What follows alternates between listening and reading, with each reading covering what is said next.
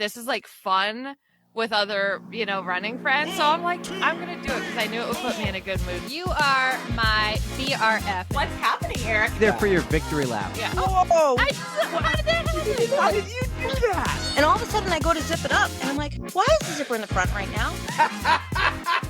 0 out of 10 on the recommendation scale. I am literally crying from laughter and from so much love. Oh my God. It's like icing off for your cornhole. And he just smashed Arnie like that and said, you stay out of this, Arnie. And But I don't run to stay sober. I get to run because I am. And there she was, a halo over her head. No, it's not very true.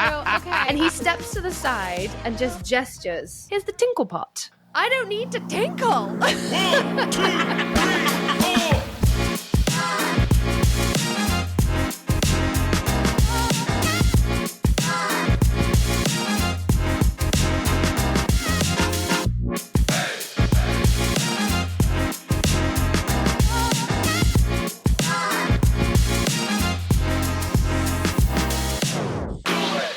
What's up, everybody?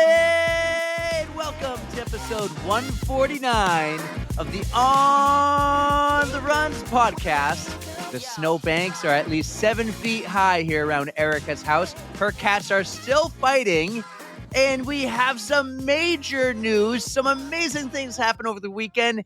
Some of that might have to wait for Thursday, but first, I need to say hello to my kick-ass rock star of a co-host, 6-star Erika. What's up?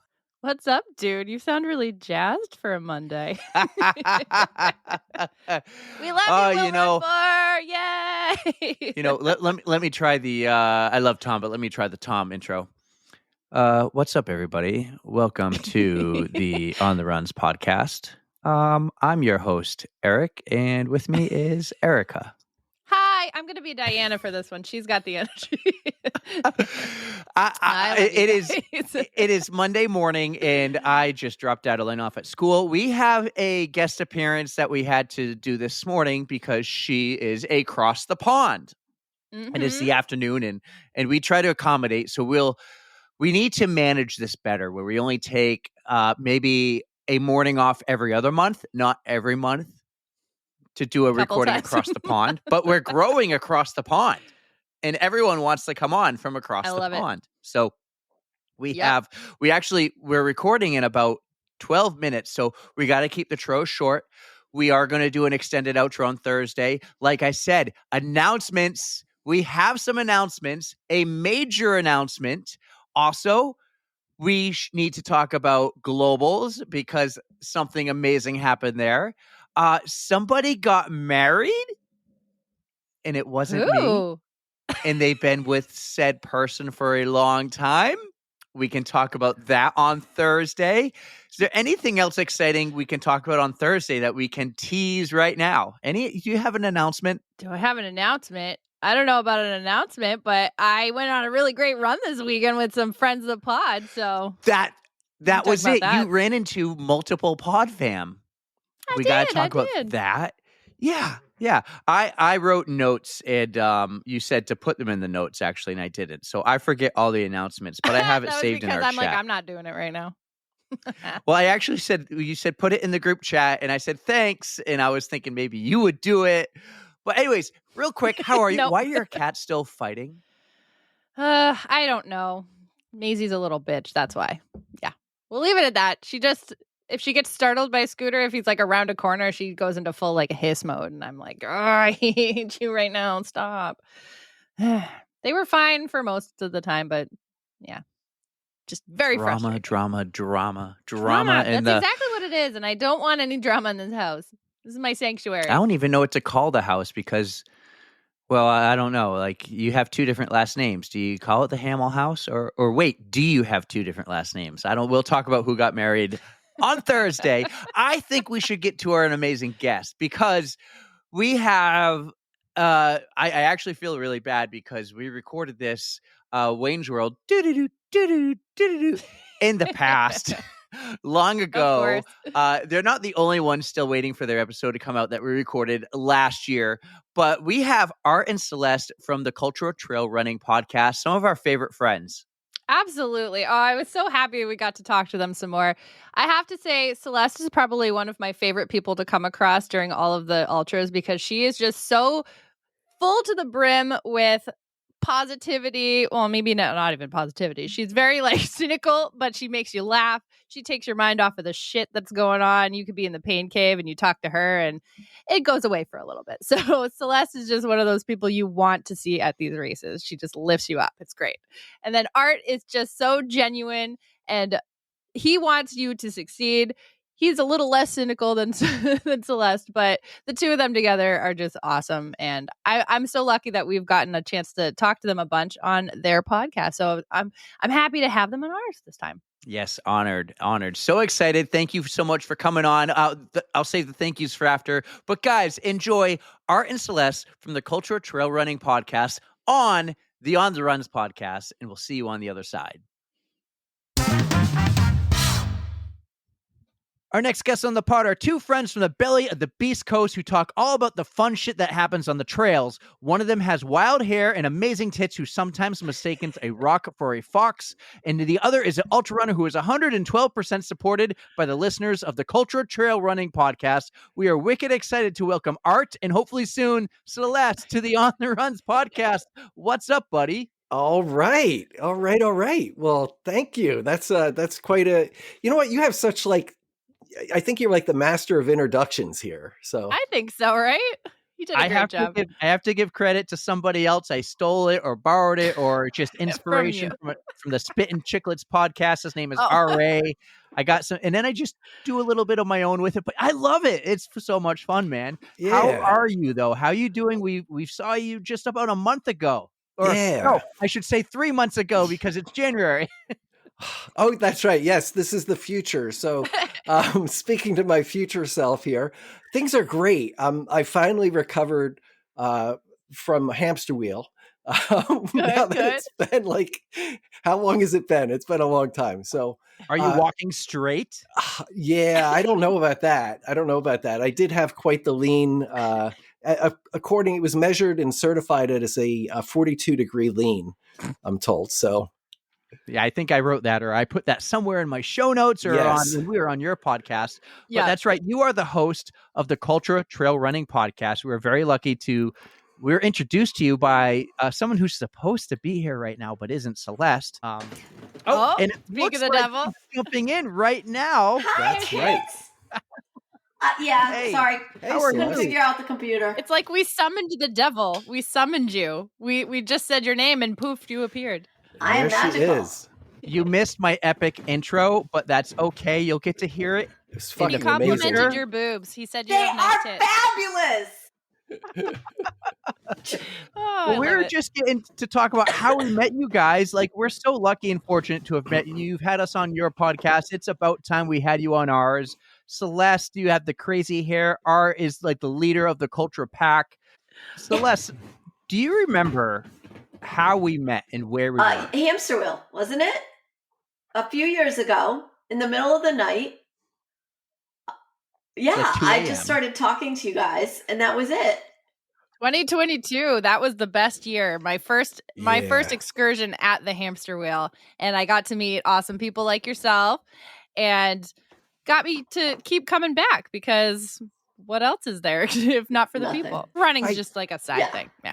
Yeah, that was the time I think I first got to see Celeste in all of her glory, because it just you go one lap like that, 4 miles, and she's screaming her head off to everybody, and you're thinking okay, yeah, that's kind of cool. She's got a lot of energy right now. And then all of a sudden it's 6 hours later and it hasn't faded at all. Maybe it's gone up a notch or two. And then we had Rob Jason Jeffers trying to get us to run when we wanted to walk. So we started screaming at him like little kids, no, we're not running. And we just had it was just it was a very special time. And Celeste fed right into that lunatic energy that carried us through that that time. A lunatic? Yes. Yeah, a little bit. It's one of my favorite things, though. Seeing you guys at all these races now, I just look forward to it. There's going to be a good time no matter what. Could be the crappiest day ever. Like weather could be god awful, or as Eric likes to say, epic. No matter what it is, it's going to be epic. And I just have the awesome friends to look forward to. And there's never a dull moment with you guys. Yeah, that's always fun. I think that's got to happen, but I do want to talk about something though, if it's all right, if you don't mind if I talk during the show. This is your Take time, over, man. Yes. This is your show. Yeah. So Your episode. here's something I've been thinking a lot about, and this is the future still, so maybe things have changed, but I don't think that this fundamental has changed. It's that so this last weekend, or way in the past, several months ago, we went to an event. Live Loud Running, Jimmy Mack, who is one of our part of the Cultra crew as well, puts on a race called the Brooksvale Turkey Trot. And it's a trail race. It's like a 5K, 10K. And we kind of hung out there were a lot of our friends there, some of our, quite a few of our Patreons and some other, other trail running friends and people who were running. And it just reminded me that, I think we all probably, if you guys are like me, you have some friends that you talk to, and let's talk about life in general. Like, a lot of people struggle on this planet. It's not all what it appears on Facebook, right? Mm-hmm. I mean, people post shit on Facebook, and God, if you read social media or look at it for more than 15 minutes, you're going to start to feel bad about yourself and about your life. And even though it's like that fast food that kind of draws you in. But I was kind of reminded at this event that it's all about being in person, you have to have that connection in person. And once you do that, it's a different world. I think the world looks very different, and you make a different kind of connection in person. And I think that we're really fortunate in what we do is that we're not doing 5Ks generally, where we're showing up and running for 19 minutes or 18 minutes and 30 seconds. Okay, I'm not running 25 minutes, 26 minutes. Yeah, 30 minutes, 40 minutes. No, yeah. We're not doing that so much, but we're doing ultra running where we get to hang out for a long time, and we get to take, we get to have real conversations. And those are the things that happen, and they happen to a degree in shorter races before and after. But during the ultras, you really get a chance to dig deep and to get to know people better. And that real life experience is so important. So I guess my right out of the box quick thing to say to anybody who is out there kind of doom scrolling or doing whatever the fuck you're doing, get out to a race. And it's not about if you want to make it about the racing and pinning on a bib and being the best you and all that, that's great. And I think that's a great way to feel good. And, I've certainly done a lot of that. But there's something about making the connection with other people in real life. And so, if you're looking for a way to change up your life, try doing more things in real life instead of on Facebook or Instagram. Amen to that. Or whatever. So that's why the podcast is going to start traveling, Erika, on the road, seeing people in person. I would much rather do that. Yeah. But Art, you mentioned maybe a 5K and an ultra, and it got me thinking, most of our podcast friends we've met, not most, but a good chunk, are from ultra marathons because we're there for hours, 24 hours or more. We're camping, we're staying at the base. 5Ks, we just show up, and hopefully you can get there early, not 20 minutes before the race, right, Erika? And meet people and talk. But then after the race, everyone just kind of goes their own way, gets their free beer, and maybe you meet at the bar. And it's still a fun community. But the core people we've really come close to are from all these ultra marathons that Erika has done. That's how we met the two of you. That's how we met Maurice. That's how we've met so many other people. It's a cool community, much different than the 5K. Anyone who goes out and does a 5K, amazing. But this ultra community is something else. And the people we've met are just amazing people like the two of you. Because we went in person, we were there. Yeah.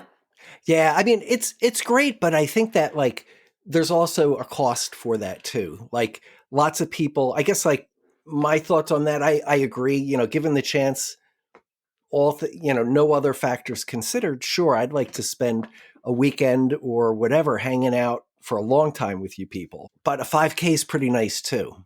5K can be, even though 5Ks suck, right? It's much nicer on your body. You're not hung up for like 5 days afterwards, not being able to move. Yeah, but you have to run, right?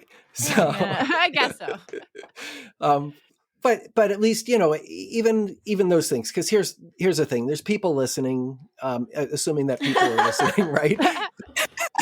We have 3 listeners, but they're very important. We love them. I know. We're not exactly clickbait here, okay? But there's people listening that maybe they're just kind of starting out running. So like running a 5, we had somebody run a 10K at this race, and it was her first run ever. It was her first trail race, her first race that she ever signed up for, and she was there with her friend. So that was an experience for her. That was something that was meaningful and something that, she just seemed so pumped about the whole experience. So, I think that even if you're not going to do an ultra, it doesn't have to be that. I think that these other things, depending on how you approach it or can be meaningful and, certainly a lot fucking better than sitting on social media. Right. Definitely. So, absolutely. Spot on. The only reason I'm back on Facebook is because now I need to be part of my daughter's cheerleading team group page to know when practice is and everything. I was off for a while. It was great. Celeste is cringing. She's like, oh no. Kid. Why don't we get to know you guys? You have your amazing podcast. We know you very well, but our listeners might not. They may have tuned in when we're on your show. They may have become addicted to your show and now part of that 112%. Let's start with you, Celeste, and get to know you. Why don't you tell us a little bit about yourself? I'm 49, so starting to plan 50 next year. Let's see. I didn't start running until my youngest son. I'm a stay-at-home mom. So when my youngest son, who's 14 now, taking care of him during the day, I suffered severe postpartum depression. Long story short, anyway, so I got into running after he was born to try and, feel better and lose the baby weight and blah, blah, blah. And it snowballed to this insanity. I don't know what else. What made it snowball? Like, what was your intro, like, race-wise? Well, so I started just doing 5Ks, and then I got hurt, and I stopped for a while, and then I started doing them again, and I got introduced to a group in Connecticut called Run 169 Society, and the goal is to run a race in all 169 towns in the state of Connecticut. So I started doing more races that way, and like you guys have said, the running community is just amazing. And then I decided I was going to do my first half marathon, and then it just grew. And actually, my first marathon, although it wasn't official because it took me longer, but was at Anchor Down, at their very first Anchor Down. No way. I think you're one of the very few people who have done every single Anchor Down. I cannot be included in that. I've only been doing it for a few years, but you've done every. I just got one of my calves have a huge anchor. It says Anchor Down Ultra Marathon on it. Oh, I love your tattoo collection. Anchor Down then. If that was your first marathon, how did you come across? So what happened was I actually was supposed to do Vermont City that year, and that was my first marathon. And I ended up with the flu. It knocked me out for weeks at the race. So like I started not feeling good the day before. So I DNF'd. I was delirious. I got pulled off course. I was so sick. And then I didn't want to wait for Hartford Marathon to come up. And at this point, I had 3 young kids at home and going away for a weekend. I wanted to stay close. And I was just Googling. And I found Anchor Down. I didn't know it was their first year. I didn't know anything about the trail community, really. I didn't know anything about ultra marathons, nothing. I just wanted to get a marathon distance under my belt. So I found it. I signed up. That was my first marathon, my first ultra. Although technically it was ultra. I think I did 28 something miles because this was back when it wasn't 2.45. So I don't remember exactly what it was. And then I just kept doing marathons. And then I was just like, I think I want to see if I could do a 50K. And did a 50K for fun. And yeah. Just kept going up pretty from much. there. Do you remember how you met Art then? I think I met you the first time in person, because I used to listen to the podcast before I was on it. I think I was at the Cut 112 when I was crewing Tom, the Destroyer. I think that's the first time I met you in person. Okay. Or was it wasn't the donut run, was it?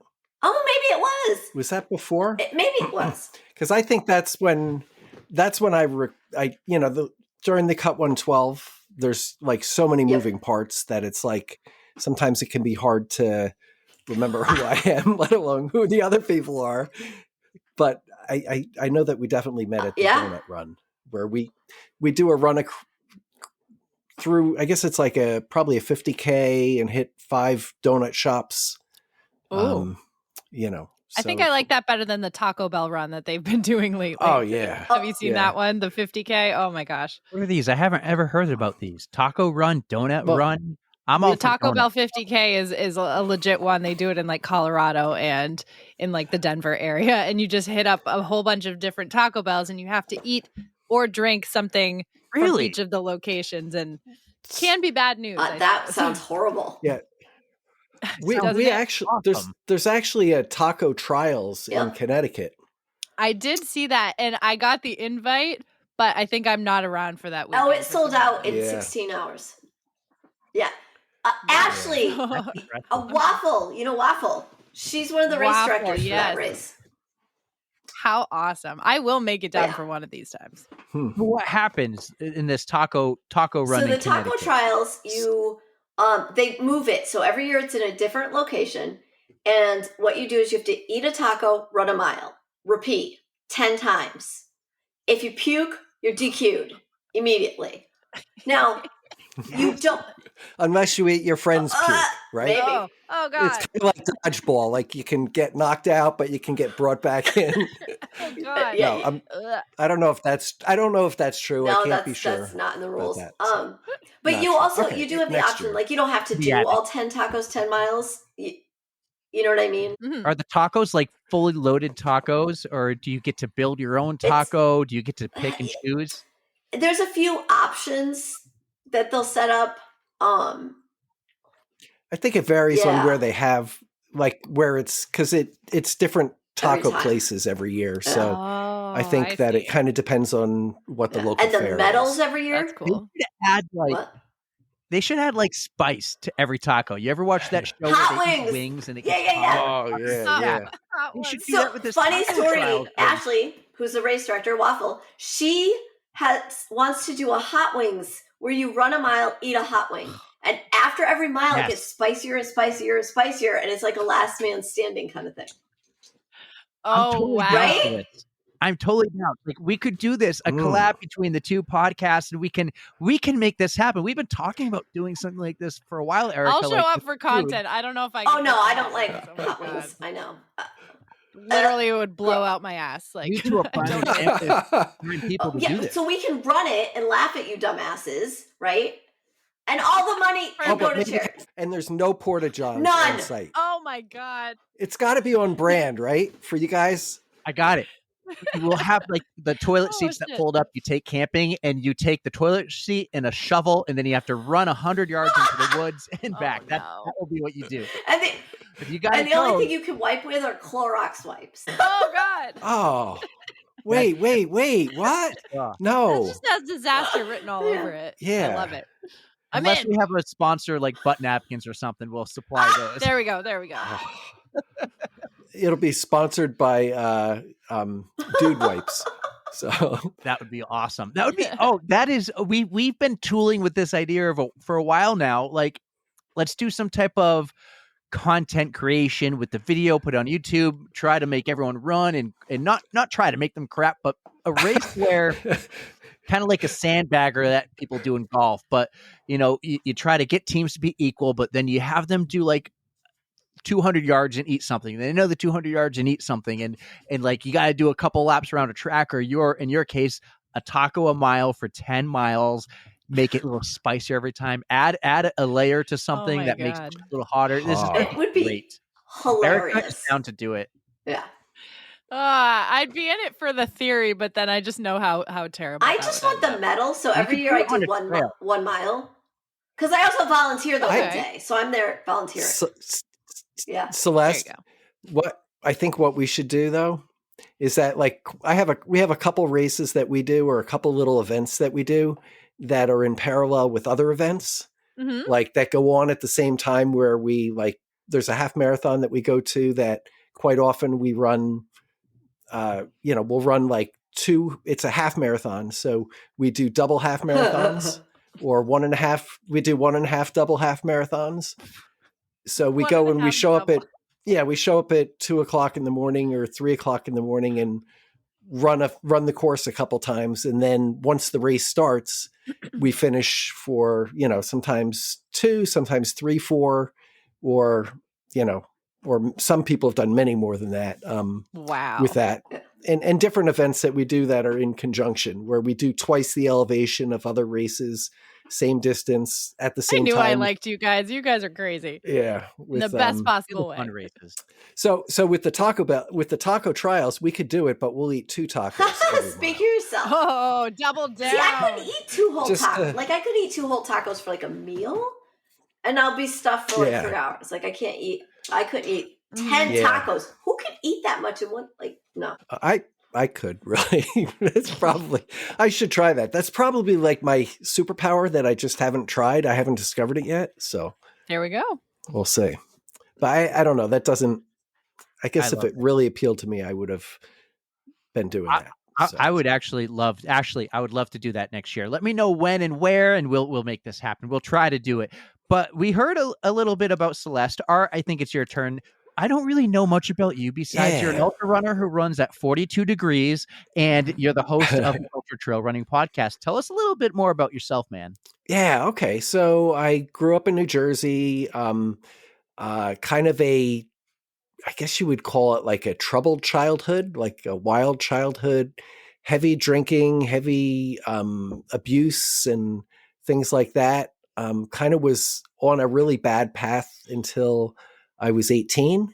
At 18, I got into recovery because my life, I was sick and tired of being sick and tired. So that was at 18. And then I spent probably, I guess, like the next 8 years kind of working on myself spiritually and in recovery and things like that. Then went to school at night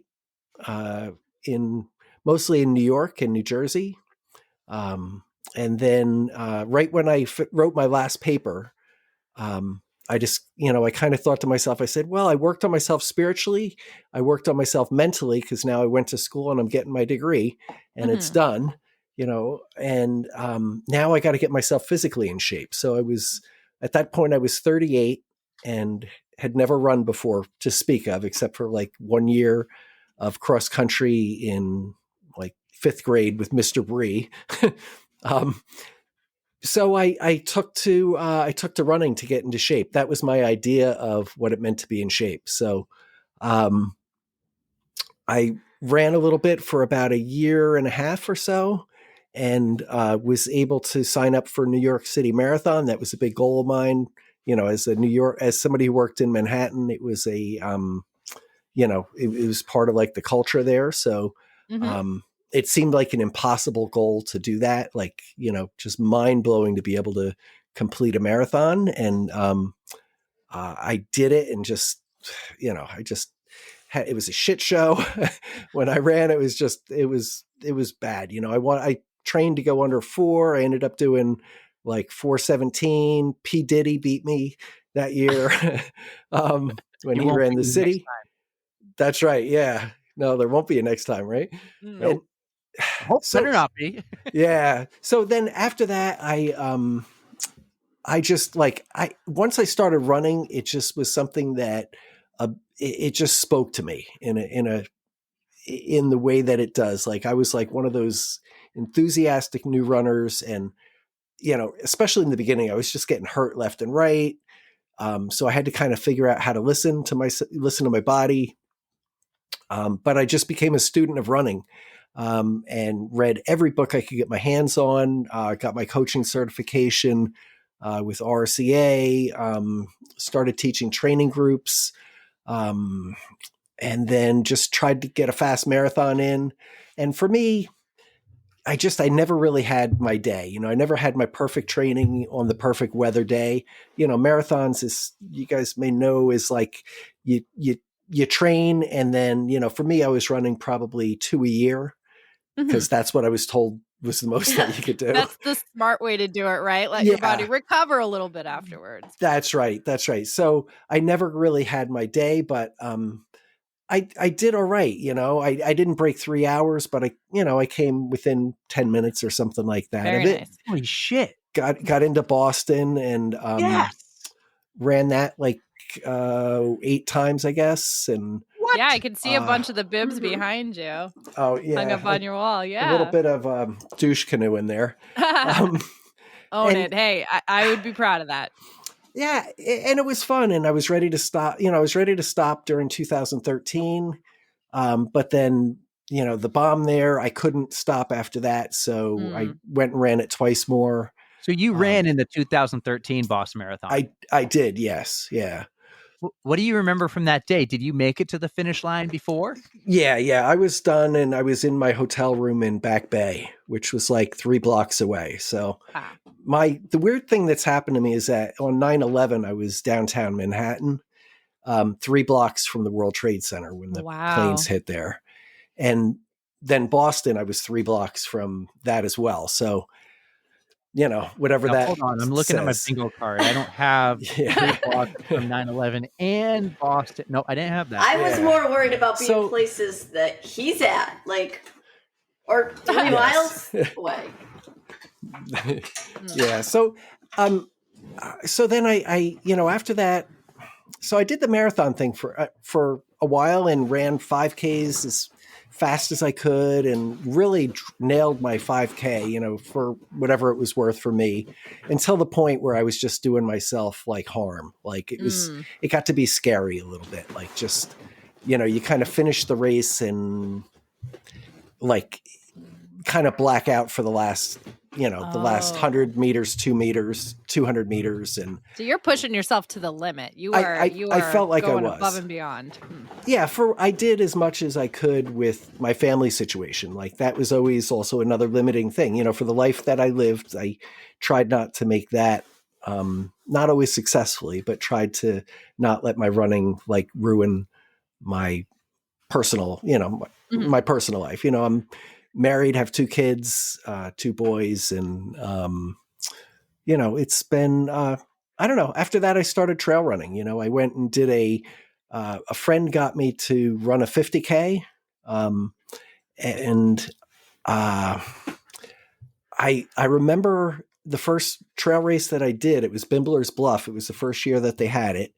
And I finished that race, and I wrote in my race report at the time, I said, you know what, this was like being an English major and being able to discover a new portfolio of Shakespeare.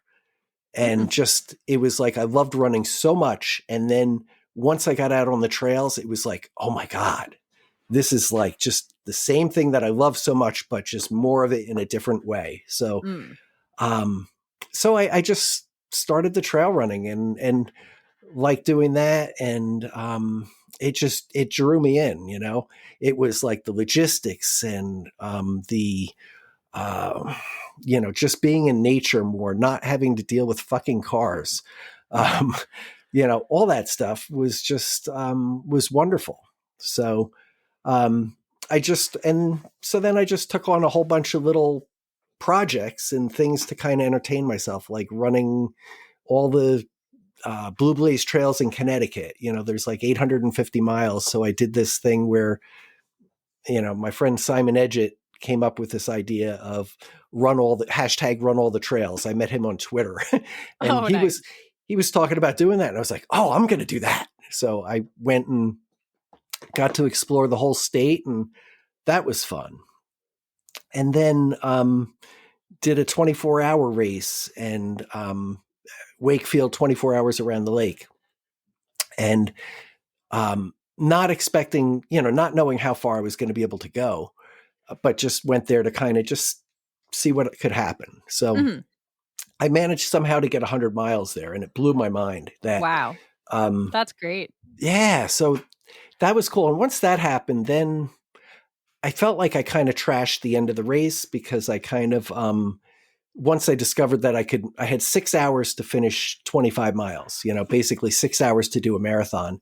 And at that point in my running, I felt like that was like a gimme. I could like do that on my hands. I felt, so I don't know, now I don't feel that way so much. Oh God, I'm not there yet.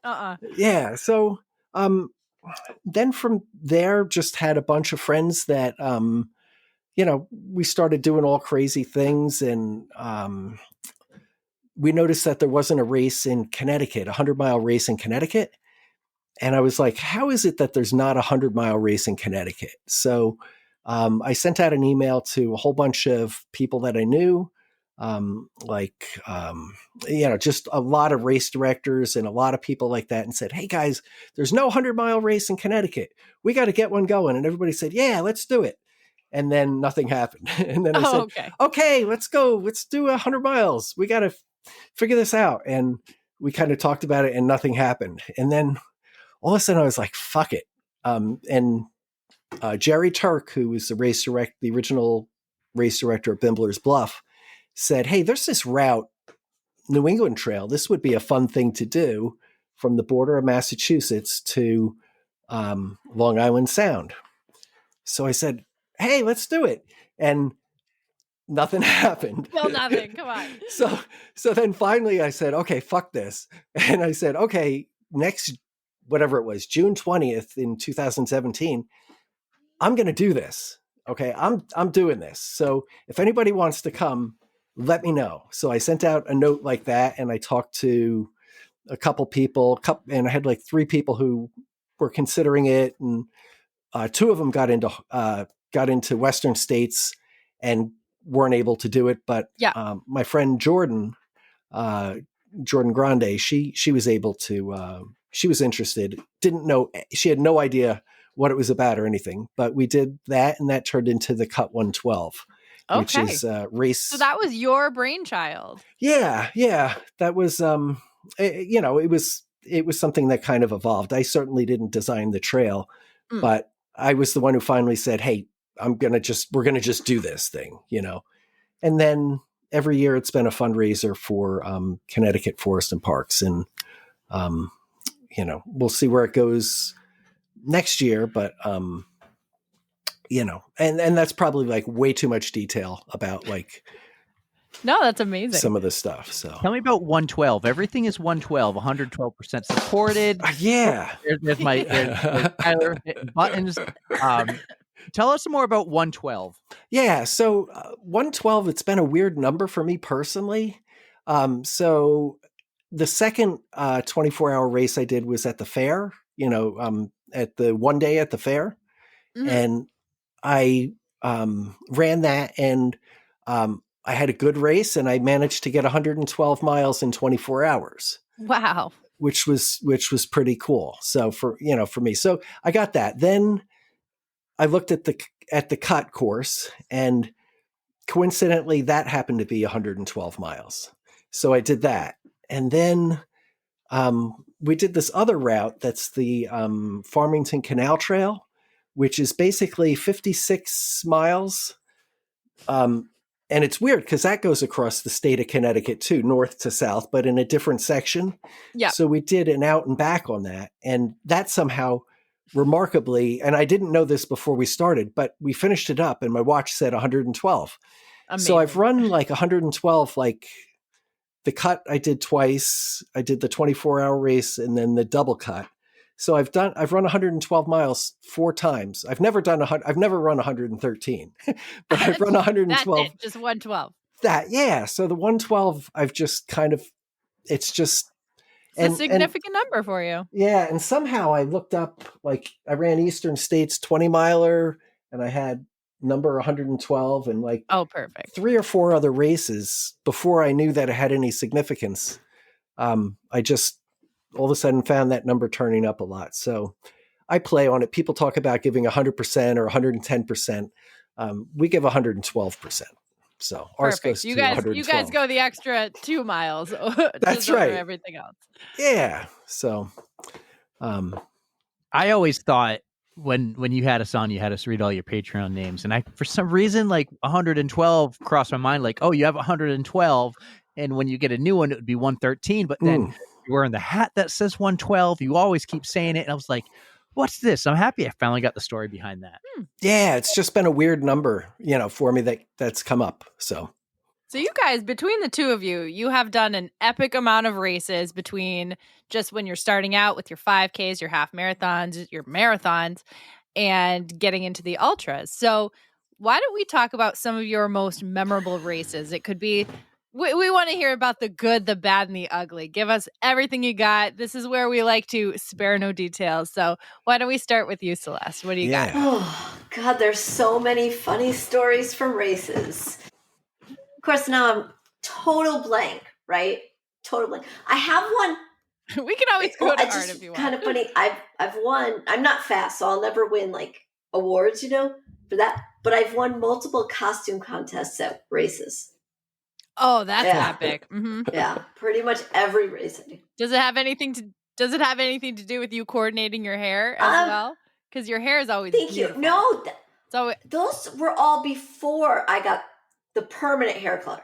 So for like I used to for costumes use the spray stuff, but now actually that's how I got into crazy hair. Is I colored it green with a temporary color to do the Joker, and it never washed out. And I was like, "Ooh, I kind of like this." And then it just getting. I want to say that's how I met you. I think you had green and purple hair at the time. Did I? Okay. I want to say. I think you might have. I know it was at least purple because I've done purple. Every color. That's perfect. What are some of the costumes that you wore that you won for? Let's see. I did a Poison Ivy. I've done Harley Quinn. What else did I win a reward for? I don't remember. Because I do cons and stuff too. So we do. Oh, nice. Like I have. I feel like more races need to have these costume contests. It just brings that whole extra element of fun. Oh, I did BB-8 for a race one time.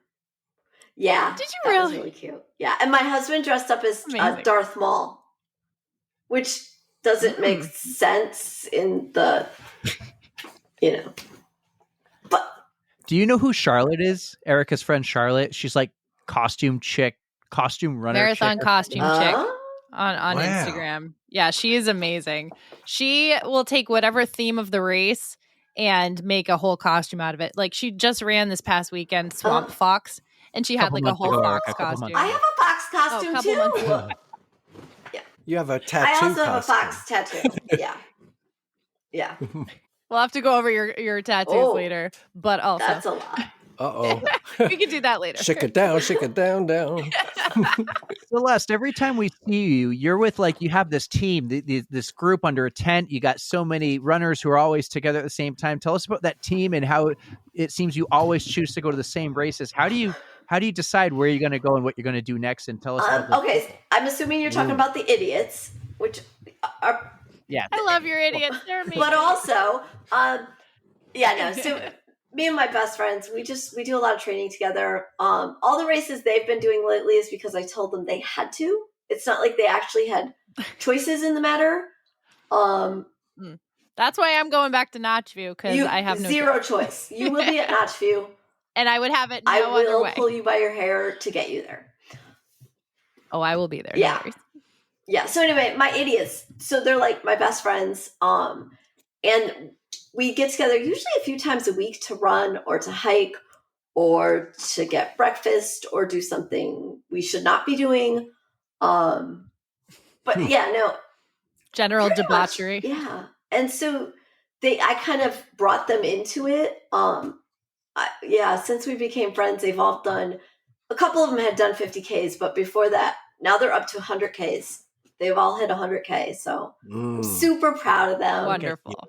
Wonderful. And there's Ashley, who's Waffle. Liz, her name is Liz Vicious. Craig, is Mommy. We don't know why. We can't remember. And really, we can't. And Danielle is just Have You Met Danielle? Because I introduce her to everybody. And she turns bright red and hates it. I love it. You're the best, worst influence out there. Also, the nicknames, right?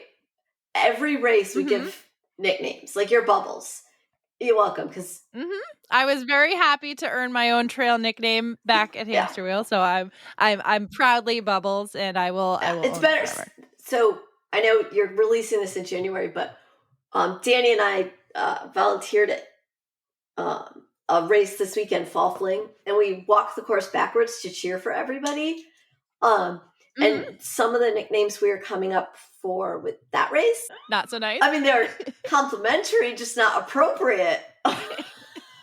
Love it. Yeah. But anyway, so yeah, those are my idiots. And we all have matching tattoos too.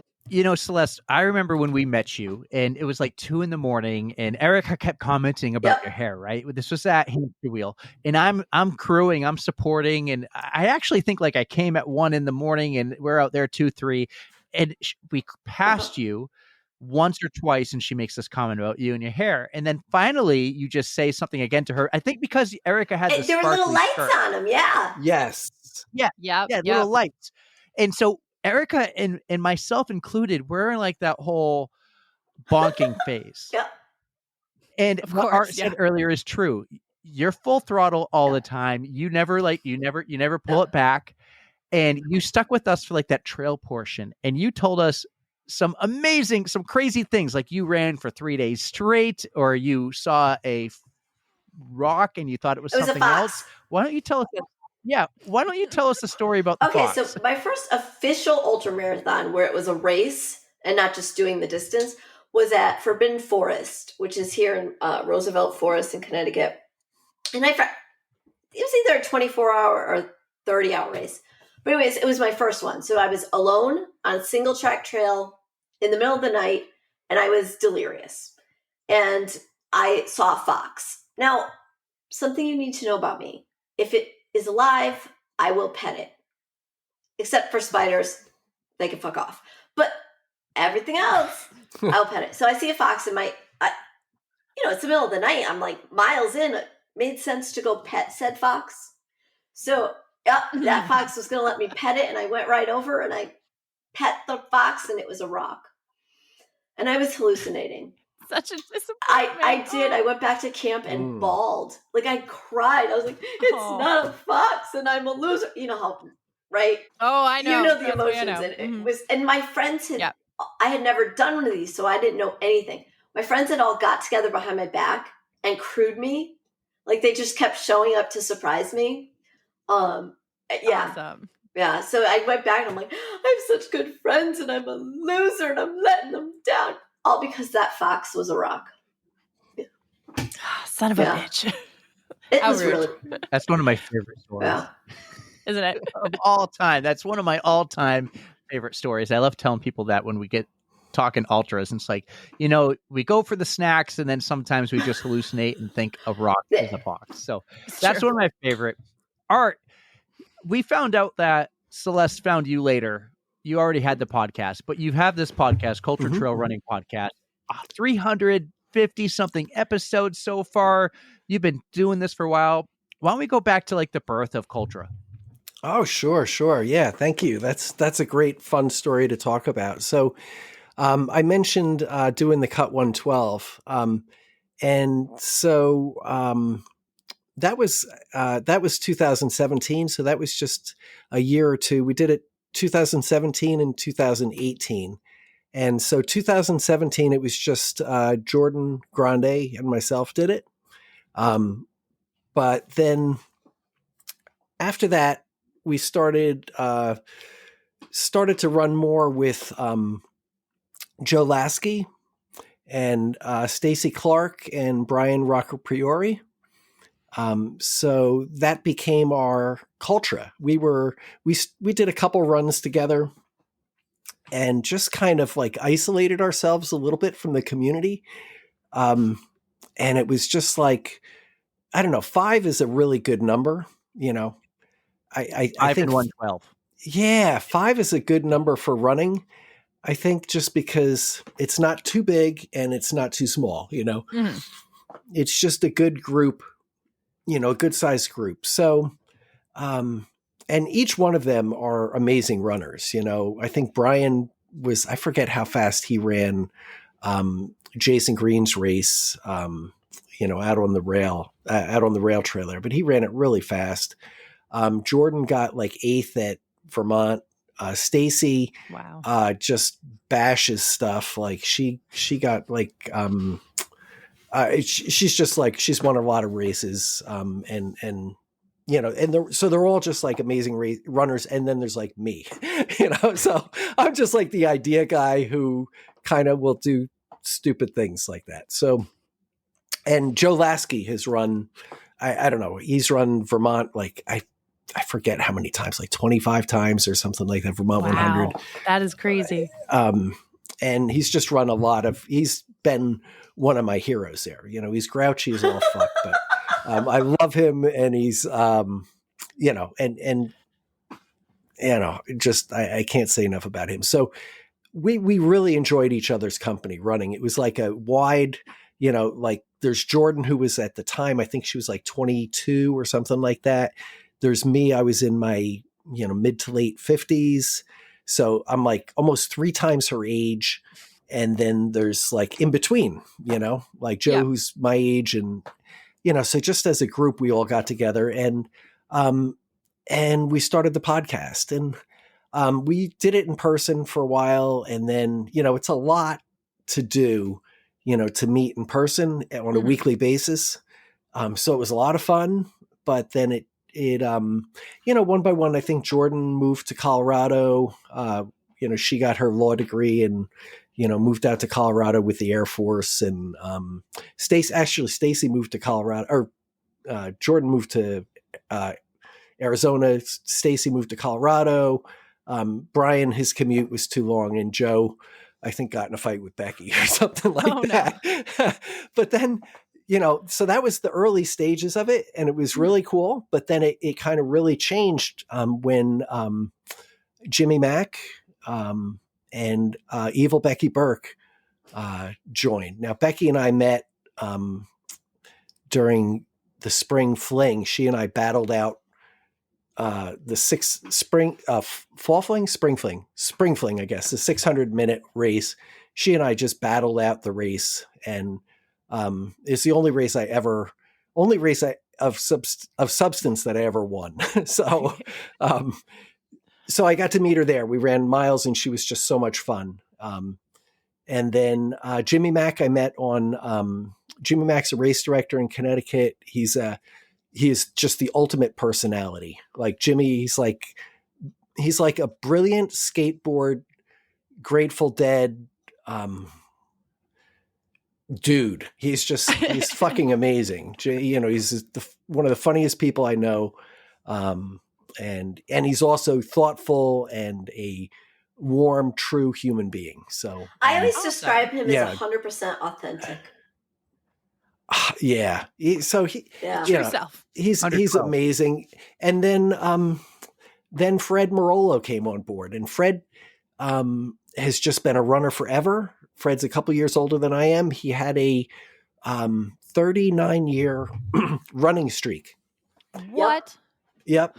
Fred ran every day for 39 years. He's an attorney. He's an author, and an amazing, again, just an amazing, amazing person. The experience that he talks about with his running is incredible. He's done, a gazillion hundreds. And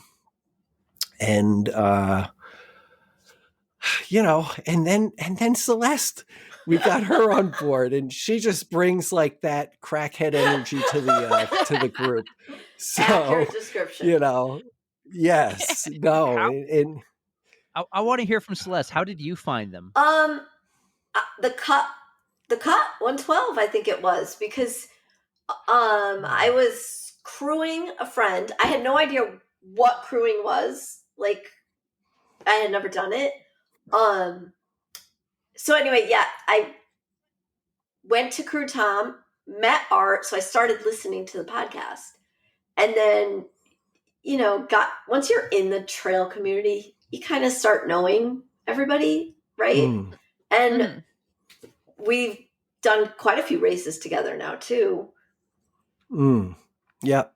And had Celeste on and just knew like right away. It was like, because I run everything by everybody, I'm the clown behind the microphone, but like whatever. It's kind of a group effort there. And everybody was like, definitely, yes, let's get her.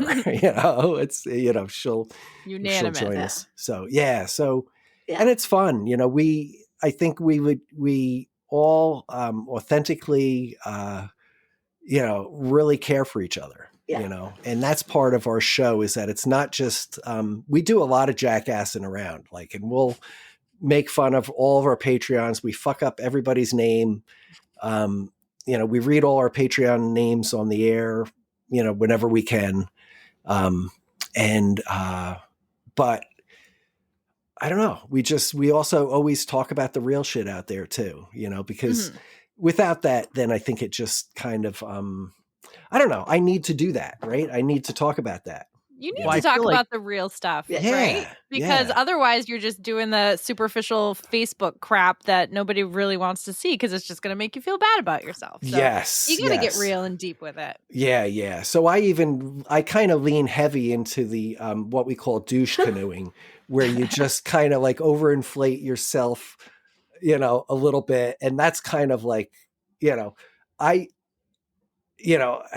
I do that, it reminds me of like, the race, like my name, we all have our own nicknames, like Celeste, Fong, a Ding Dong. It's Evil Becky Burke and Jimmy Mack, Fred Morolovator or Grateful Fred. And then mine is Art fucking Byram. Yep. And my name is that not because I think I'm such a badass or anything like that. It's because one time I showed up at the Nipmuc Marathon and I wasn't trained. And I was like, okay, I know what I need to do. I just need to get through this. I want to just do it as a minimal run. Just take it slow, not do anything to rock the boat. I'm going to just glide through this effortlessly. And I lined up and I all of a sudden said, yeah, I got my good trail running shoes on here, got my short shorts and my button down shirt and my nice pack. And I'm Art fucking Byram. I'm going to race this fucking thing. I'm going to get this done. And I went and I ran a hell of a half marathon. And then, oh my God, the second half of it, I was just eating shit so bad. And I was like, oh, you fucking asshole. Like, you're Art fucking Byram. Good luck with that. Like, how's that working out for you? So when I say that, that's what it's about, is that my innate ability to underestimate the task at hand and overestimate my own abilities to complete it. So, and I got to laugh at that, I have to ask you a question. So when we saw you back at Hamster Wheel, before we even started the race, you were wearing a very nice fuzzy robe and it said AFB. Art. Yes. Does that actually stand for Art fucking Byram, or is it something else? 100%. Yeah. That my monogram robe is Art fucking Byram. And that's part of it too, right? Like amazing. Wearing a royal bathrobe before a race is. You looked warm, very warm and cozy. I would have wanted to take it off. Yeah, it's kind of indicative of the show that we try to put on or that we try to have, is that like we have a lot of fun, but it's also hopefully you're going to learn some shit that's going to help you not be Art fucking Byram out there, or if you are, at least you'll be able to like recognize it, True that. So, one of my favorite episodes you ever had, and you mentioned something earlier that made me think about this. When you had Maurice on, did you know his story? Because you seem to really open up and share the real shit too. And you really related to his story, because when you briefly talked about yourself earlier, you've been through a lot of the same shit he has.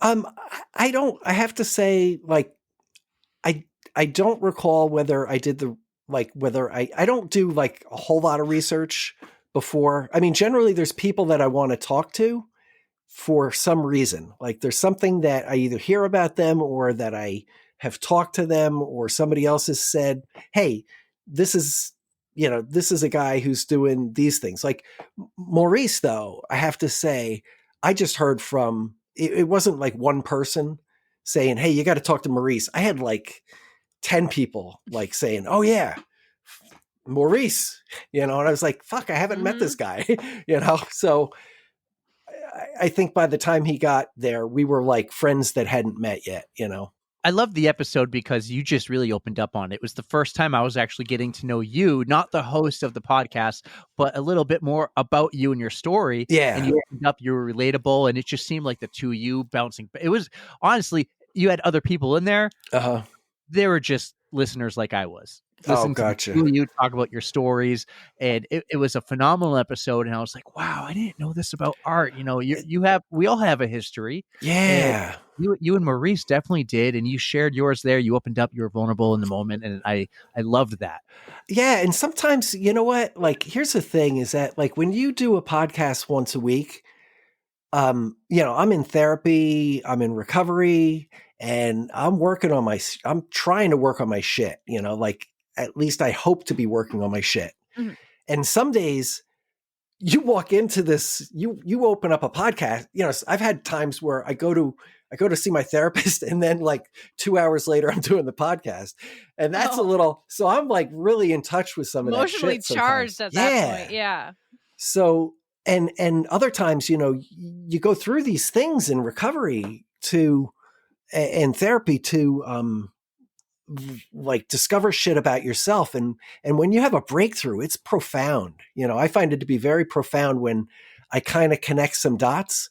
And then if that comes up, like if I see that in life and I know somebody, I want to explore that more. And I don't give a shit about like, people, I don't care about like, I'm not going to hold back something for that because like, that's who it is. And like, after you've listened to 300 episodes, you have a chance to either know me or not to know me or like it or not. And, those are the episodes that work though, where there's that personal connection. We did that with Jason. He was amazing. Another episode. I connected with him on ADHD, which was another major, for me has been an issue that I've, more of a recent issue than, alcoholism or anything like that. But, I don't know, dealing with that stuff and what that does to your life as a runner and as a human being and as as somebody who's been traumatized as a child through it, through dealing with it. So it's, I don't know, I always enjoy, making that connection when I see that kind of an opportunity. And maybe it's kind of, in a way, it's kind of selfish, to be honest with you. I'd like to say that I do that. I'm not doing it for a good show. It's usually genuine interest and, I don't know. It's something that I benefit from, and I think that hopefully other people do too. So yeah. I appreciate you putting your true self out there. That's not an easy thing to do. And a lot of times, like it takes like a leap. Like you need that encouragement. And if your guest is putting it all out there too, and it gives you an outlet to do so yourself, I think that's awesome that you're just, you're going to go for it and just show everybody who you really are. Yeah. Yeah. Yeah. Hopefully, I always wonder, like, I mean, cause like, here's the thing, like, you could do there's a lot of ways to approach it, and I, at this point, I'm not looking to build I'm not going to run for office or anything like that. And even if I, so I'd vote for Art fucking Byram. I would change it. Art's the answer. Celeste, what was your first experience with the podcast when Art asked you to jump on? Like, were you computer savvy? Did you have a microphone? Did you know what you were doing? And at what point did you get hooked in where Art was like, hey, come for another and another and another, and now you're there every week? The first one, I recorded on my couch upstairs with my two dogs, who are worse behaved than me, believe it or not. And I came on as a guest and just chatted, because by then I knew everybody. but I had such a good time. And I remember being so nervous. Like, oh my God, I'm going to make a total ass of myself. And I overshare everything all the time. And I did on that episode too. And then the first time I listened like so intently when the episode came out to be like, okay, did I sound stupid? And then something came up and Art's like, oh, nobody can jump on. Can you just jump on as a co-host? And I'm like, oh yeah, cool. Like, of course, it's so fun. And that happened a couple times. And then they tricked me because they asked me to be on. And then they were like, okay, will you marry us? Or I forgot how Becky said it. It was so cute. Yes. And then Becky's like, okay, but if you want to join, you have to color your hair. And it has to be either blonde or brown or black. And I'm like, yeah, no, I'm not coming on ever. Sorry. That's a deal breaker. It can't happen. Yes, I forgot about that. It was so fun. And that's one thing I also should mention is Becky's role in this whole thing. So great. She's like I don't know, she brings something like some real awkwardness to the show. But her awkwardness is so charming. It is beyond charming. It is and so she has good, a sweet innocence about her almost, Yes. She's also probably the most caring caring out of all of us. Yeah. I didn't pick up on any awkwardness when I got to meet her at Notchview. So she was just super nice and wonderful. And I wish I actually could keep up with you guys because I would have loved to walk and talk and get to know her a little bit better too. But we'll have to get her another time. Yeah. No, she is a you know what? I think like so here's it's kind of weird how the forces and the dynamics of the show go. Because there's like, oh boy, there's like Jimmy and Becky are both so, it's like dynamite, like the two of them, like they're just like, bah, bah, bah, bah, bah, bah. So when it's just one of them, it can be hard for me to like rein in that horse, Like when there's like two of them, they can kind of like fight each other a little bit or something. And it kind of like balances each other out,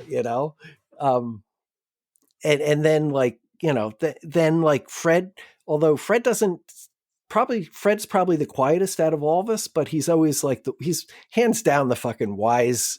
And he's like your statistician. Oh, he is.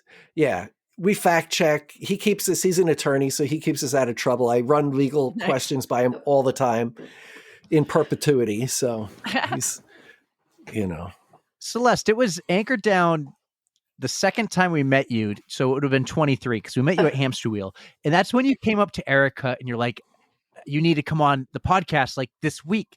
So do you have a lot of pull like Art? Can she just call you and say, I want my friend to come on? Or do you like, have to like say, hey, you should look into my friend and bring her on? Like all I remember was you're like, come on the podcast we record on Thursday and here's the link.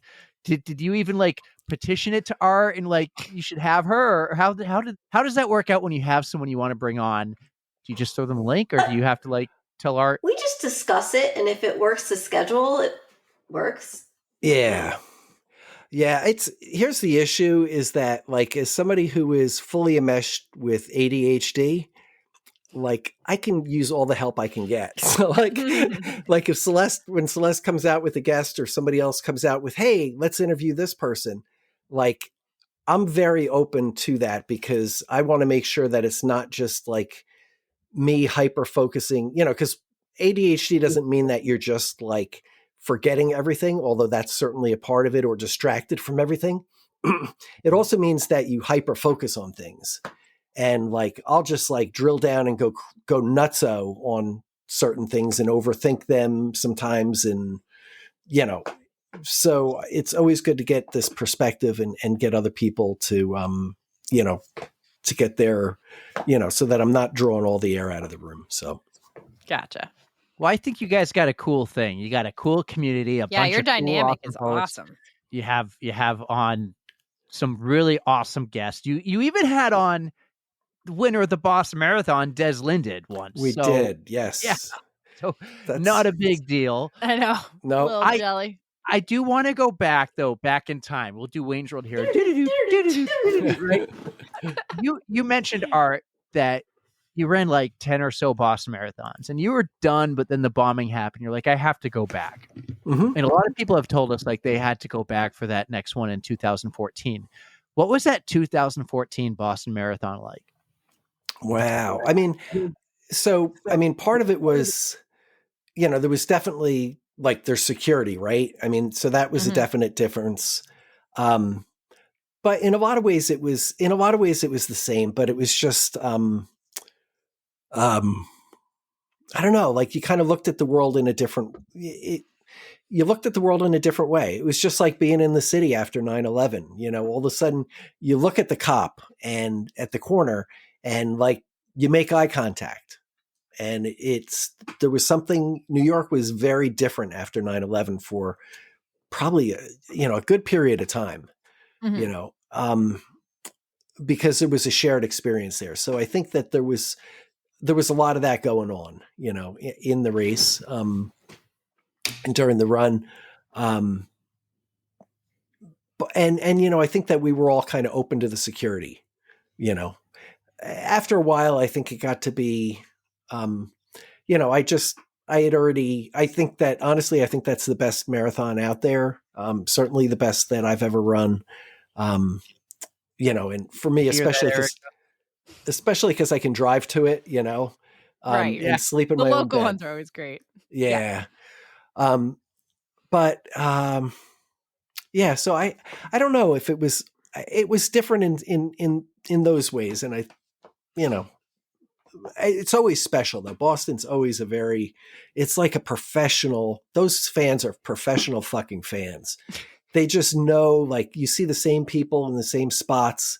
Even the college kids are like, they just are taught how to, like the guys from BC will like jump into the middle of the road. Like if you start to fade, they'll jump into the middle of the road and, drunk off their ass and get you motivated. Come on, you can, and get in your face. And they've picked me up so many times.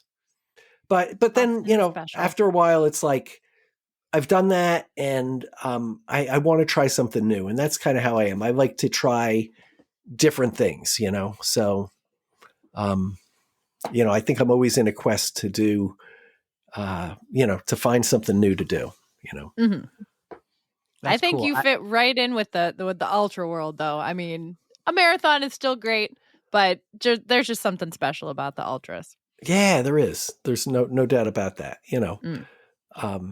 But, I think like sometimes in the ultra world, I think that like, I think there's a lot of value in racing 5Ks and in doing these other races. There's a lot to be learned in that you can carry over into your ultra running, Exactly. Like the thing about if you do a 5K every weekend, you get a good race routine going. You know how to pack your shit together. You know how to warm up. You know how to, like make sure you don't get your shoes wet before the race starts. You know how to pin a number on, all these other, like where, stupid things like that. Cause like, if you pin the number in the wrong place on a ultra, it's kind of a pain in the ass, and it can bug you for a long time. But the 5Ks, you learn how to fold it up and how to put it right in the spot that's going to work for you, so, I don't know. There's so much about running that I like that, I'm glad that I took it the way that I did. A lot of people jump, like they just want to jump right to the long stuff or whatever. But I kind of I just enjoyed every little distance PR and every, kind of exploring the running. So that's great.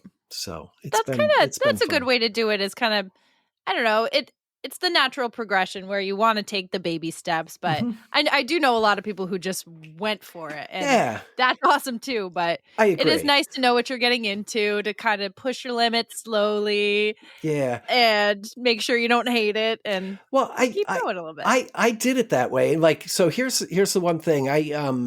My wife worked for Hartford Marathon, so I used to drive. I used to volunteer for them, and I would take care of like Christopher McDougall came in to speak. So I picked him up at the airport. So I got to hang out with him and different people. Charlie Engels came to town. And I spoke to him, he was an accomplished ultra runner. And I was like, well, I've done marathons, I've done 20 marathons or 30 marathons. And I've done, I did a 50K last year. I did a 100K this year, or I did a 50 miler this year. I'm going to do a 100K next year. And then I'm going to do a 100 miler the following year, and I told him that. And he looked at me and said, if you did a 50 miler, you can just go do a 100 mile now, And I was like, oh, yeah. Okay. I didn't, I think in my mind though, part of me was so much road running. It can be so structured. Like if you're going to run, you want to start out your first 5 miles, you want to run at this pace, and then you want to do that. So I kind of thought in the beginning that was how I should be approaching it or whatever. But that kind of blew my mind up open to like fuck around and find out, So good. And I don't regret that. It was, it was fun. So that is a fun way to approach things too. The fuck around and find out. Yeah. Oh yeah, yeah. You'll never know unless you try, and if you DNF, you learn. It's all an experience. So. That's right. Yes. Very useful. Yeah, because I've seen people do that too, where they like. I've done that myself, where I'm like, okay, I want to get 100 like my first 100 miler. I had 6 hours to do that. Up until that point, I was running consistently, but then once I saw that 100 could be made in 6 hours, I slowed down and got my 100 mile with like 25 minutes to spare or something like that, Yeah. Under the 24. So next time when I got the 112, I was like, I'm not going to worry about the time, or I'm not going to worry about the mileage. I'm going to just run consistently the whole time. And then the mileage is whatever it is. Yeah. And so that was a big lesson. So you got a super cool story, man. Both you are awesome. I'm learning so much about you, Art. This has been a thrill for me. But it is the future. It is 2025, and we have a couple big questions for you before we go. And we're going to start with mine, and I'm going to go with you first, Celeste. My question is this, and I'm giving Art the advantage. He can think about it when I have left. But Celeste, we are having this big on the runs pasta dinner. And every guest of ours from 2025 gets to invite someone to the dinner. They get a +1 from the running world, the running community. They can be alive or dead. They can be a legend. They can be a friend or like a training partner. They could be an idiot, but you only get to bring one. Who are you going to take as your +1 to our pasta dinner? Oh boy. My first gut reaction was my friend Danny, because the two of us together would destroy that pasta dinner. And I don't mean by eating. You'd get kicked out. I mean, we would break every person there. Kind of sounds fun. It's going to be a blast. We'll have her. She can well, yeah, go. you guys know Danny. Yeah. I do. Yeah, the two of you are dynamite. You guys are explosive Pretty when much, you're together, but in the best possible way. All right. How about you? Who are you taking as your +1? I like, okay, people are going to okay, I'd bring my wife. I'm sorry. No, that's always the right answer, Art. I know that's but I would. What's her name? My wife, Peggy. Yeah, I would Peggy's bring her. adorable, so. She is. And she, does she ever go to your races? Will we ever get the chance to meet her at one of these? Yeah. She's at the cut every year, or has been, certainly at registration. She's, she put up with like so many fucking shit shows. We went to, what was it? Ghost Train. And I just had one loop that was like in the middle of the night, raining. And I was like 45 minutes to an hour late, to the turnaround. She waited for me in the rain. Then she went home. And then like 3 or 4 hours later, I called her to say, can you come and pick me up? I just dropped out. Oh, no. So so she's put up with a lot. She's put up with a lot of shit for that. So if it's a nice pasta dinner, I would bring her. If I was going to bring a runner, I mean, I don't know. I could bring Roger Bannister. I mean, he's got like the quotes, right? So, or Albert Star Galactica. Oh, he's fun. He's one of our one of our Patreons, he would be the snappiest fucking dresser. You know there, that's I'll tell you that much. He dresses like a Dunkin' Donuts, basically. Yeah. So, Really? he does. He wears more orange and pink and everything. So That's a statement. yeah. That is a fashion statement. Yep. So it could be him. So Perfect. Well, I think we'll let you bring Peggy because she sounds amazing. She's your support system. yeah. So extra garlic bread for Peggy. There you go. All right. All right, you guys. So I have my final question, and each of you will get a choice. We have a Spotify. Have to be the last questions, by the way. They're just like No, our we're big just getting them out of questions. the way. Yeah, we're building lists. We can keep chatting. You guys are awesome. And then Celeste and I get our questions. Oh, Yes. Oh, okay. you guys get questions. We're Ooh, flipping I it love here. I love when the tables turn. Yes. But we have an awesome Spotify playlist, and we like to invite our guests to add a song. It can be anything that you listen to while you run, something that pumps you up, just whatever you fucking want. But So would you guys like to add a song? one song. One song. One apiece. One Each get song. one. I broke Yeah, the rules see? before. That's why See, he it gets specifies. harder when it's one song. Erica's too nice. She's too like, oh, you can have 2 songs. You want 3? Have 3. One It's only song. happened once. I had to yell at her last year for this. You did. Yeah. And does it matter if it's already on there? Do we get a different one? No, you Or can is this- can pick whatever you want because I might actually. Okay. Well, this is 2025 now, so I might have a 2025 version. So Okay. whatever you want, will go on there. All right. I got What mine. is it? 'Cause- Let I let got- it rip. Okay. From Zeppelin, oh Cashmere. gosh, that song is epic. Let the sun beat down upon my face. That's a Perfect. good choice. So Nice choice. I don't think anybody had that one anyway. So No, if I think don't we have split any it, Zeppelin on that list. There and we it's go. got that beginning, the first notes just blast right through you. So Oh, and then you got the Tibetan, I don't know what they call them. See, now this is where we need Jimmy Mack. He would know what those horns are that they play in Tibet are.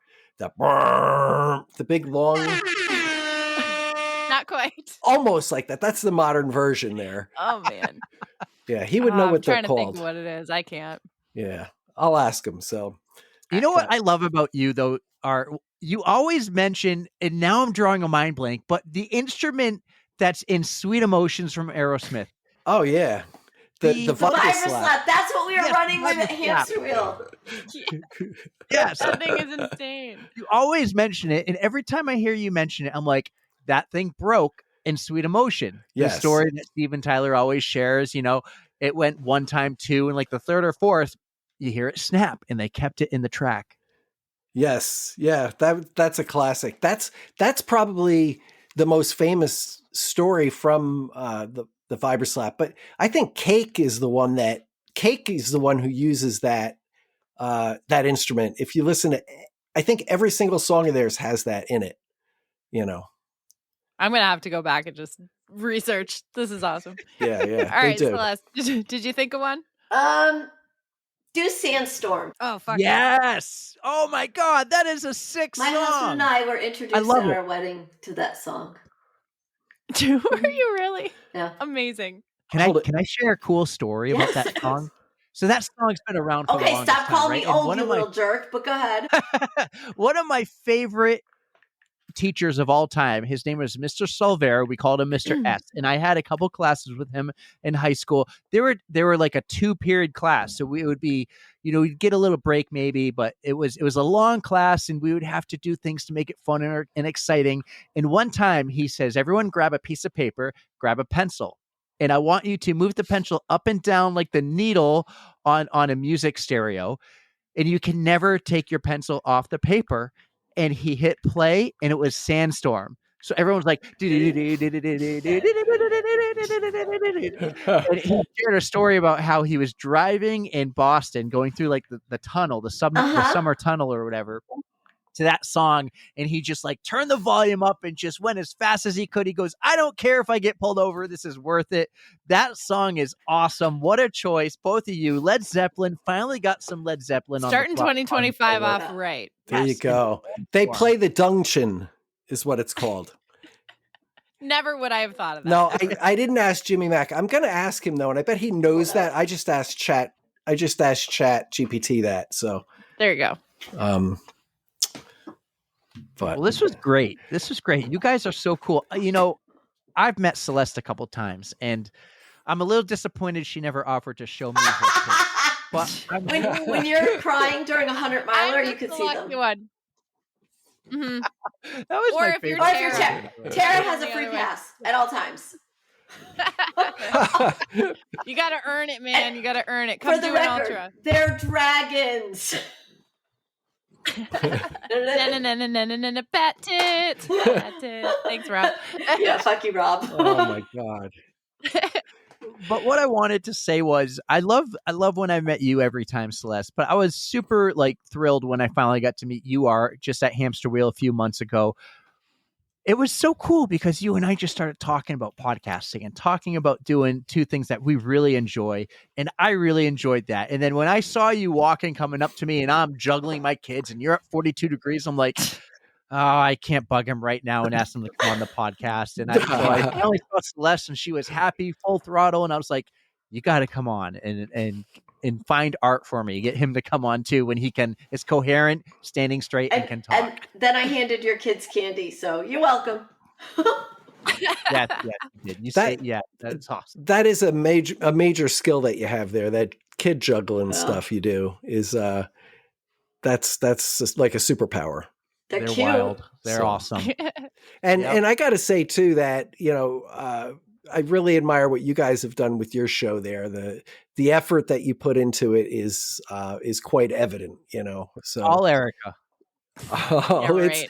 It's a team though. I can see that as well though too, because each of you bring, each of you guys bring something really different to the to it. So yeah. Well, thank you. Well, one thing we said when we started this was, if it ever feels like work, we're not going to do it. Yep. But it's never felt like work because it's so fun. It's a blast. We get to talk to. Well, cool I have the people. easy job. I just have to show up and talk to fun people like you guys, and he's the one who has to do all the editing and scheduling. Erika, you got to do all the running you too. do the running. Yeah, I mean, I got that. So I guess you're the paid talent there. So is that PC to call, if you call somebody talent? Is that Becky? See, this is where you need Becky, because she would be like, That's what she said. Well, I don't take offense to it if that's any consolation. All right. It's really cool though. You guys, we're in awe of your following and of all the community you built. And it's really cool to see your 350 plus episodes into it. And we just hope to be there one day with you guys, because honestly, we're just like, look at them. They got such a huge follow. They're just having fun. And we're motivated and inspired by that. So you guys are doing a cool thing. It's a lot of fun when we get to see you on the course. You have the energy, Celeste. It's insane. And Keep Art, bringing it. It's a lot of fun to talk to you, man. I really enjoyed that. Awesome. Thank you guys so much for having us on. It's a lot of fun, especially I just love being here and not having to drive the car. It's just, sometimes it's nice to just sit in the back and fucking, fuck off. So there you go. Are we there yet? The first 10 minutes of this, you just talked and did it. And I'm like, here we go. Art is a natural. He's a pro. I loved it. I was like, I don't have to work. We don't have to work hard on this one. We got two pros. It's not work when you're having fun. I'll paddle my douche canoe pretty hard here. So no worries. So I know we're going to wrap things up, but when do I get to see you guys next? What events are you doing that I might find myself driving to? Maybe some in Connecticut. Maybe I know Nachu's on the agenda. If you're up in February, I know this is a little bit out in the future, but you can do the Real King of Pain with us. Ooh, that sounds gnarly. Tell me more. Yes, so it's a 10-mile race that Glastonbury River Runners put on. That's called the King of Pain. It's a road race. Mm-hmm. It's a road race, and so we start an hour before they do, and we do a trail run that runs up to the highest point of their race. So we run up there and we hand out water to them. And so this is along the power lines. So we end up getting twice the elevation that they do. But wait, there's more. We also get we have 2 stream crossings that are that are usually over the top of the knee at least. Sometimes mid thigh, depends on how tall you are.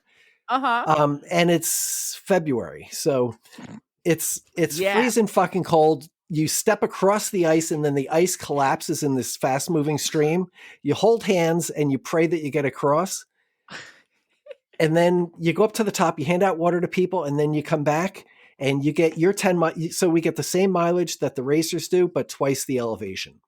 And so you guys are crossings. volunteering, so that's got to be good karma. Yes. And just hope that you don't wash away. So yes. I will put that down. Yeah. Plus we go, then afterwards you get to go to their post-race party and eat all their food. So perfect. We put on an event. Yeah. And it's a lot of fun to cheer on people at the top of the race, at the top of the, their highest hill, and then run back. So that's cool. Yeah. You're welcome to come and join us for that one. It's a badge of honor. Cause then also the best part is you get to go back to their party and you get to tell them all, hey, that was kind of cute what you guys did today.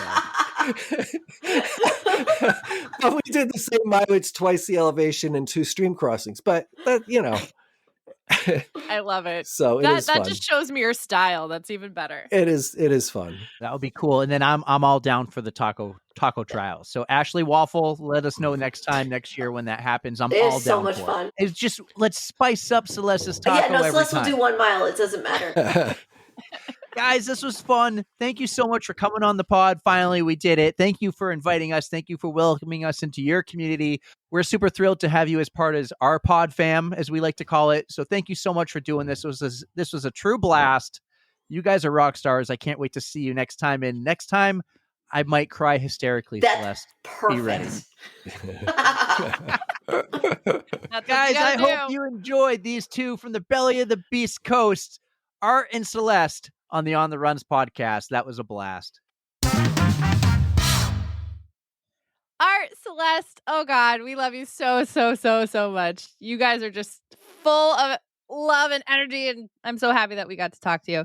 Just keep coming back with those stories, and I love bumping into you here and there. So I think Notchview is going to be the next time I'll get to see you. We'll see. I want to do the taco run. Remember the taco run? But I said, let's spice the tacos up a little more every time. I want to do that. I don't need to have spicy asshole farts. Yeah. Neil would love that. Neil, how was Neil's episode, by the way? I love Neil. I love Neil so much. There was that little audio thing, but it got better towards the end once you told him to back away from the mic. Step away from the microphone. Neil delivers every single time. Yeah, I didn't get to listen because it was too inappropriate for the car ride to Atlantic City. Well, that's the fair. car ride in the snowstorm, by the way. So I haven't even checked it yet. I knew the audio was what it is, but Neil's the best. Neil would be great for that taco race. Yes, he would. I mean, it's really easy to get a flight from the Orlando area up to Manchester. So we'll just fly him up, and then we'll all go together, do this taco run. That's right. Jump on that JetBlue. That's in MHT now. Anyways, this is the quick tros. The quick tros. We'll be back for the outro on Thursday. But you are actually, I found our notes. You are doing something exciting tonight. And that is also why we didn't schedule any recordings tonight, because you're going to be somewhere. You're going to be kicking some ass. I think it's a situational awareness class for women runners, and I'm going with Tara. So we're gonna do a winter warrior run with Fleet Feet, and then we're gonna take this class and hopefully learn a couple of things to keep ourselves safe. And it's just gonna be good info. So I'll be able to share some on the next the extended outro. The extended outro coming on Thursday. Super excited because, like I said, somebody got married. You're going to talk about this thing you're going to tonight. I'm going to tell you all about Atlantic City and Globals, and we have a major announcement to talk about on the podcast. So this is going to be super amazing. I can't wait. Guys, we'll see you on Thursday. Until then, Erika, take us home. All right. By the way, I didn't get married, so don't send me any DMs. I'm curious to know who did, so leave me out of this. Thank you guys for listening. Ruining it. I wanted people to think it was you. Don't care. fear the code brown. And don't forget to stretch. 3, 2, 1, yeah!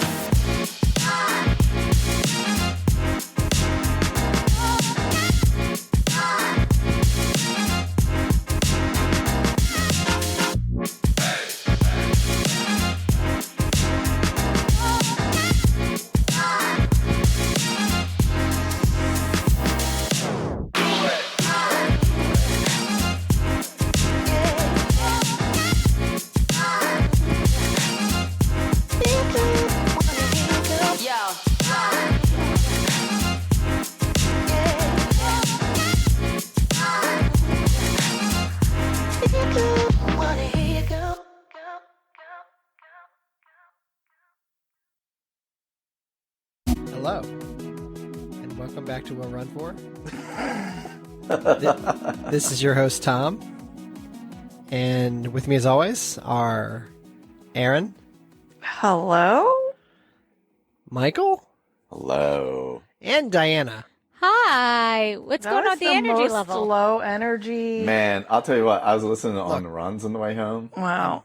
Eric would never stand for that. That'll get you going. That'll get you going. Yeah, he was jazzed. He's always jazzed. Jazzed, as they say. Also, he was down in Atlantic City. Oh,